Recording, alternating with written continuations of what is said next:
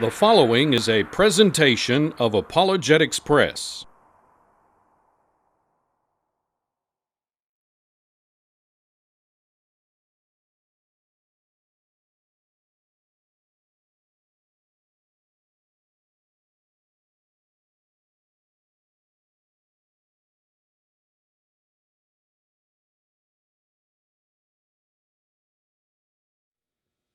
Did Jesus Christ ever really live?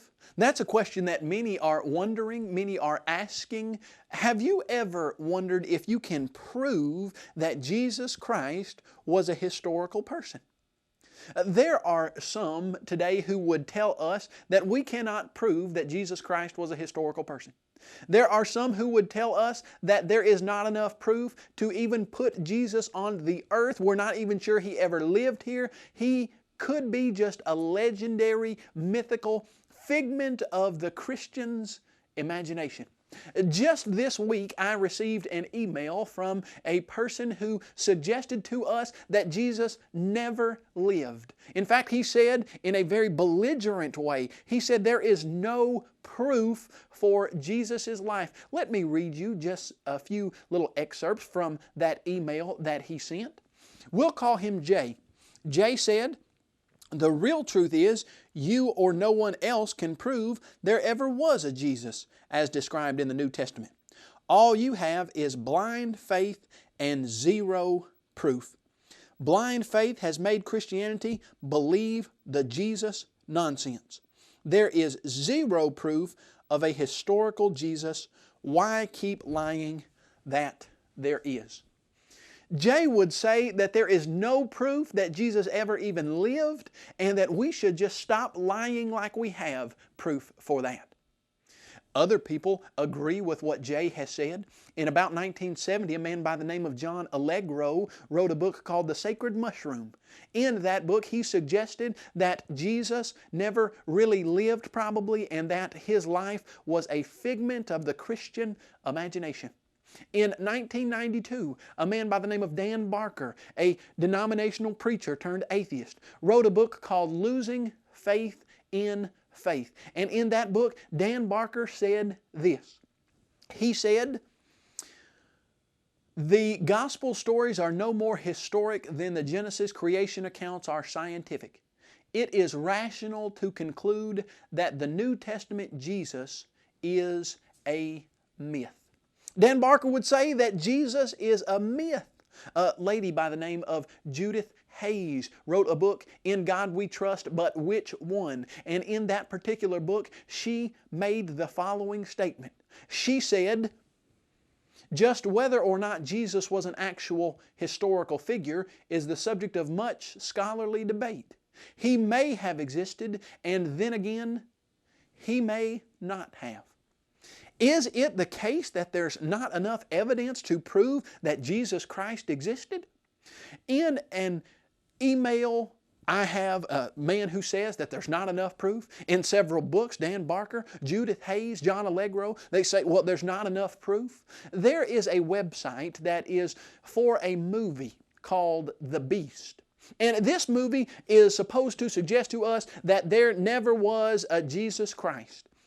Let me read to you just a little bit of the section from the website of this particular movie, and I think you'll see that whoever is writing this movie would tell us that Jesus never lived. Let me read to you a section, a trailer for the movie called The Beast. "When her father, a biblical scholar, mysteriously disappears, a Christian high school student named Danielle investigates. She discovers that he had stumbled across a cover-up of Christianity's best-kept secret, that Jesus Christ never existed. Now that she possesses proof of this dangerous fact, Danielle must confront two strong forces, a band of fundamentalist Christians who will stop at nothing to suppress the truth, and her own desire for Jesus Christ to be real. Diving into factual territory, well explored by scholars, but largely hidden from the view of the public, The Beast is an epic story of innocence lost, faith in crisis, and the astonishing power of the truth to survive." This movie would suggest that Danielle fell upon a secret that was Christianity's best kept secret, that Jesus never existed. Is that true? Is it true that there's not enough evidence to prove that Jesus really existed? I'm here today to tell you that that is not true, that that is the furthest thing from the truth.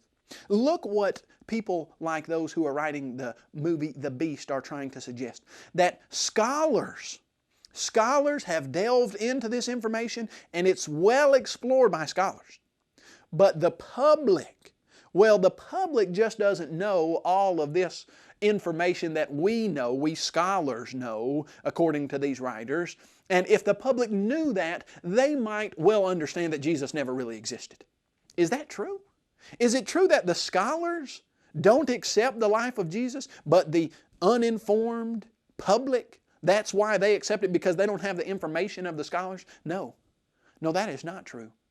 Any honest scholar who deals with the facts of the matter has to come, is forced to come to the conclusion that Jesus Christ really lived. Here's what I'm going to ask you to do. I'm going to ask you to be the jury in a case. We're going to try, as we would in a court of law, the question, did Jesus really live? Can we prove that Jesus was a person? I'm going to ask you to suspend your judgment and to watch this court case as if you were a jury watching a trial. And I'm going to call to the witness stand several witnesses. And these witnesses are going to testify about the life of Jesus. At the end of this trial, we're going to ask you to pass a verdict. Yes, Jesus Christ was a historical person. No, Jesus Christ was not a historical person, based on the evidence that you see. The first group of people I would like to call to the stand are the New Testament writers. You well know the New Testament writers, Matthew, Mark, Luke, John, and we have Paul and Peter, and you know the New Testament writers. They wrote the 27 books of the New Testament. Those 27 books were written between about the years 50 AD to 100 AD. These books are the most historically accurate ancient documents that have ever been uncovered. Every single time these books make a statement, if you can check the statement, it always proves to be exactly right. So if we were to call these witnesses to the stand and we started asking them questions, every time we ask them a question, their statement would be 100% totally accurate. When they made statements about geographical positions, 100% totally accurate. When they made statements about who was in charge of the government during their time, 100% totally accurate. Statements about what cities were in what places or what islands were where, they're always right. If we ask them, did Jesus Christ live? Their overwhelming answer, a resounding yes. Not only did He just live, but He was born in Bethlehem. He walked the streets of Judea. He was crucified outside the city of Jerusalem. Facts over and above all of the idea that He just lived. Specific details of His mother's name, His brother's names, go down the list. If you were to ask these witnesses, did Jesus Christ live? They, with one voice, say yes. Are you sure Jesus lived? Listen to Peter. Peter in 2 Peter chapter 1 verse 16 says, "For we did not follow cunningly devised fables, but were eyewitnesses of His majesty." Peter, you are on the witness stand. Did you see Jesus? Yes, I was an eyewitness. John in 1 John chapter 1 says, "The things which we have seen, the things which we have looked upon, the things which our hands have handled concerning the word of life." John, did you see Jesus? Yes. Did you look upon Him with your eyes? Yes. In the book of Acts and in Luke, the writer Luke explains that he is talking to Theophilus about these things with infallible proofs, about the things which are most certainly believed among us. When Paul in 1 Corinthians chapter 15 talked about the people who had seen Jesus, he said he was seen by Cephas and then by the 12 and then by over 500 brethren. The people who wrote the New Testament documents claimed to see, eyewitness, Jesus living on this earth. Well, what would the skeptic do with that? Well, the skeptic would have a very hard time, because these men who wrote the 27 books of the New Testament, every single statement they ever made was 100% accurate if you can check it, and they said Jesus lived. Well, how do the New Testament documents compare to other documents? When we look at the other ancient documents, for instance, Homer's Iliad. Homer's Iliad was written supposedly in about 700 BC. We don't know when the first manuscript was discovered. We've got about 643 manuscripts of Homer's Iliad. The history of Herodotus. The history of Herodotus was written in about 425 BC. The first one that was ever found was found in about 900 AD, and we have about 8 manuscripts of the history of Herodotus. Josephus' Jewish Wars, written in about 100 AD. We found the first manuscript in about 400 AD. There are about 9 manuscripts of Josephus' Wars. Tacitus wrote a book called The Histories, in which he put things that happened in about 100 AD and before. The first manuscript that we have of that is about 900 AD. The New Testament documents were written from about 50 AD to 100 AD. The first manuscript we found is in 125, the John Rylands manuscript, the section of it only separated by 25 years or so from the time that the New Testament books were written, and we found 5,700 and somewhere around 35 manuscripts of the New Testament documents.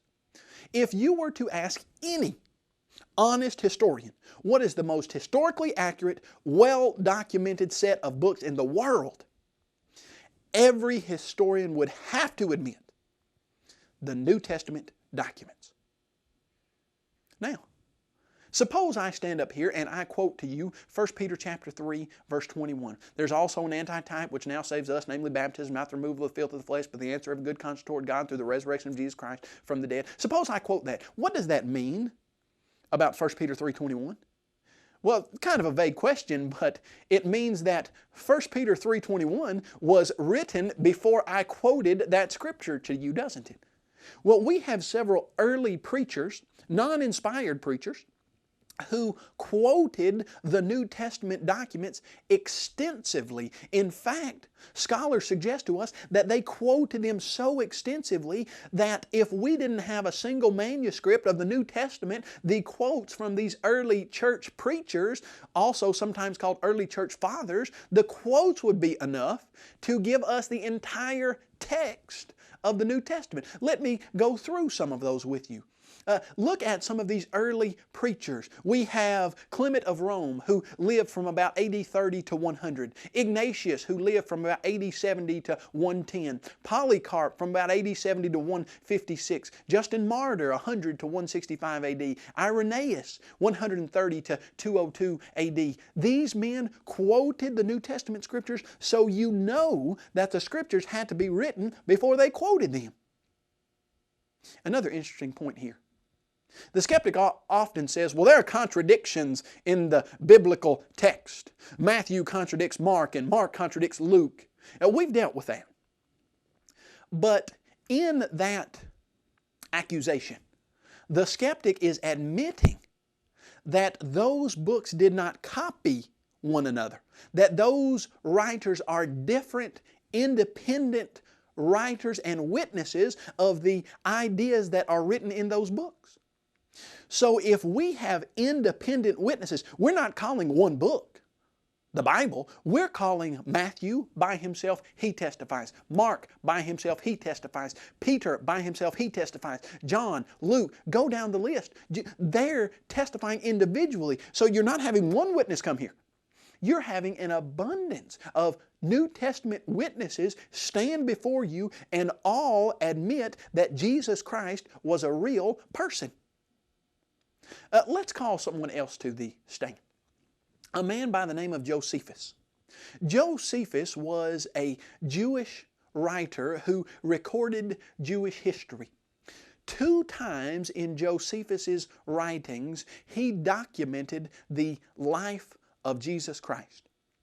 Look with me at a statement that Josephus made in his book Antiquities of the Jews, book 20, chapter 9, verse 1. Ananus brought before the Sanhedrin a man named James, the brother of Jesus, who was called the Christ, and certain others. He accused them of having transgressed the law and condemned them to be stoned to death. Do you see what Josephus says here? He says there was a man named James who had a brother named Jesus, and this Jesus was called the Christ. Our New Testament documents have for us references to Jesus' brother James. Maybe you'll recall the book of James in the New Testament was written by not John's brother, because he had been killed in Acts there about chapter 11 or 12. Herod had killed him with the sword. The James that wrote the book of James is most likely James, the Lord's brother. Documented by Josephus, James, the brother of Jesus, who was called the Christ. But Josephus also had something else to say about Jesus. Josephus made this extensive statement about Jesus. Follow along with me. And there arose about this time Jesus, a wise man, if indeed we should call him a man, for he was a doer of marvelous deeds, a teacher of men who received the truth with pleasure. He led away many Jews and also Greeks. He was the Christ. And when Pilate had condemned him to the cross on his impeachment by the chief men among us, those who had loved him at first did not cease, for he appeared to them on the third day alive again. The divine prophets having spoken these and thousands of other wonderful things about him, and even now the tribe of Christians, so named after him, has not yet died out. A pretty powerful witness to the life of Jesus, but the skeptic says, hold on just a second. Was Josephus a Christian? And the answer to that is no.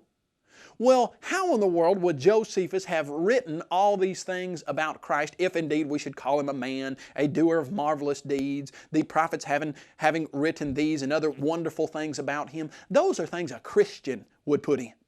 And the skeptic says those are Christian interpolations. The Christian inserted those into the text of Josephus. Josephus never would have said that. Let's look at that idea. How do they know they're Christian interpolations? Every manuscript that we have of Josephus has that section in it. So if you were just looking at the manuscripts, you couldn't say that it's a Christian interpolation because they've all got them in there. Well, the skeptics say, well, Josephus never would say that. Well, how do they know? Maybe Josephus was just recording what was commonly believed about Jesus at the time. Also, look at this. Suppose you take out all of the sections that supposedly are Christian interpolation. If indeed we should call him a man, a doer of marvelous deeds, he was the Christ. Take those out. You know what you still have? You still have historical documentation of the life of Jesus Christ. Josephus twice mentions Jesus. We call Josephus to the stand. Josephus, was there a man named Jesus in the first century? Yes. Did he have a brother named James? Yes. Were problems caused by him with the Jewish nation? Yes. Josephus testifies loudly to the life of Jesus. But now he is not the only witness that we can call besides the New Testament documents. There are other witnesses. I would like to call to the stand a man by the name of Tacitus. Tacitus wrote Roman history at the end of the first century and a little bit into the second century. They're right around 100 AD.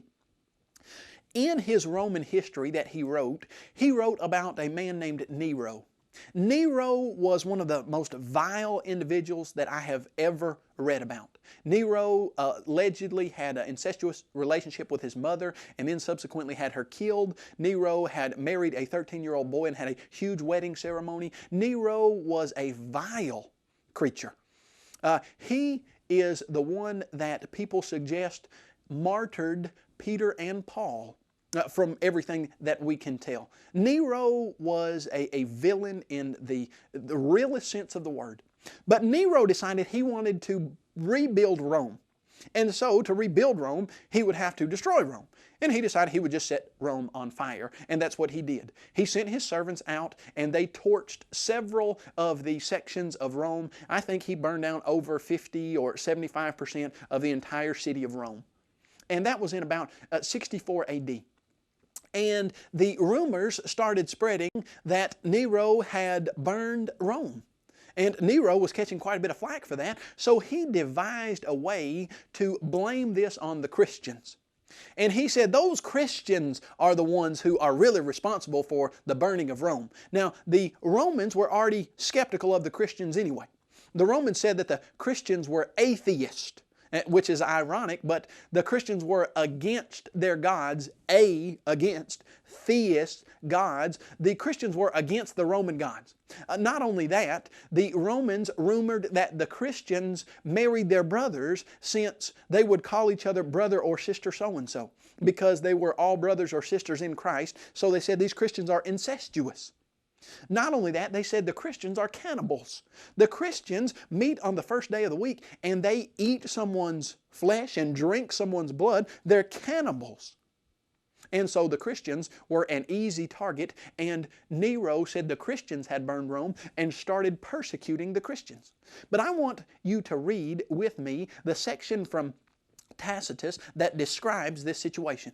Tacitus said this: Nero fabricated scapegoats and punished with every refinement the notoriously depraved Christians, as they were popularly called. Their originator, Christ, had been executed in Tiberius' reign by the governor of Judea, Pontius Pilatus. But in spite of this temporary setback, the deadly superstition had broken out afresh, not only in Judea, where the mischief had started, but even in Rome. Look at the approach that Tacitus takes to Christianity. He said it's a deadly superstition, that these people are notoriously depraved. Also look at how he documents the origination of Christianity from a very Roman standpoint. He says, in the reign of Tiberius, under Pontius Pilatus, there was a man, Christ, who was executed by Pilate. Exactly as you would expect a Roman historian to record the life of Christ. From a Roman standpoint, under the reign of Tiberius, Pontius Pilatus being the governor of Judea, who executed this person who was the originator of these notoriously depraved, mischievous Christians. And yet, Tacitus documents the life of Jesus. This is what you would call hostile testimony. He's not trying to help you believe in Jesus. He's not trying to help the Romans understand that Jesus was the Christ. He's saying, no, Jesus was the originator of this notoriously depraved band of mischievous Christians. And yet he does document the life of Jesus Christ. Tacitus is a powerful witness to the life of Jesus. Let's call another person to the stand, a man by the name of Lucian. Lucian was a skeptic in the highest sense of the word. He thought that Christians were ignorant. He thought they were gullible. He thought that they were not thinking individuals, that they were allowing themselves to be misled for a number of different reasons. And he wrote a book called The Death of Peregrine. And in that book, he describes in a very mocking, caustic sense what was going on in Christianity in his opinion. Read with me the text from Lucian. Lucian says this: the Christians, you know, worship a man to this day, the distinguished personage who introduced their novel rites and was crucified on that account.